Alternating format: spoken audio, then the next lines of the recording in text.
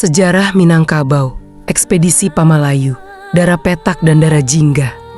Dalam sejarah Sumatera Barat, wilayah Minangkabau pernah menjadi bagian penting dari jalur politik dan budaya Nusantara.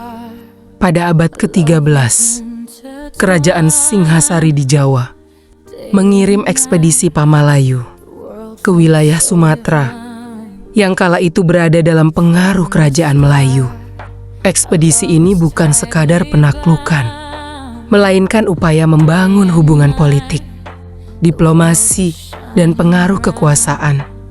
Dalam tradisi lisan Minangkabau, muncul kisah Dara Petak dan Dara Jingga, dua perempuan bangsawan yang diboyong ke tanah Jawa sebagai bagian dari hubungan antar kerajaan.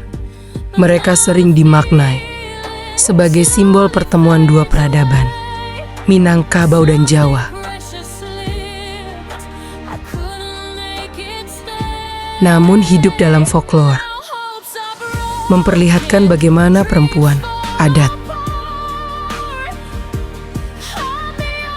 dan politik kekuasaan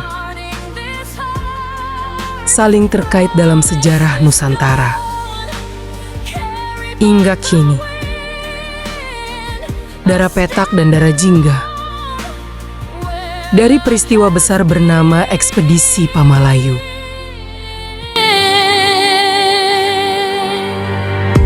I thought the heat would last till night, but rain came down in broad daylight, like a boat still trying to sail.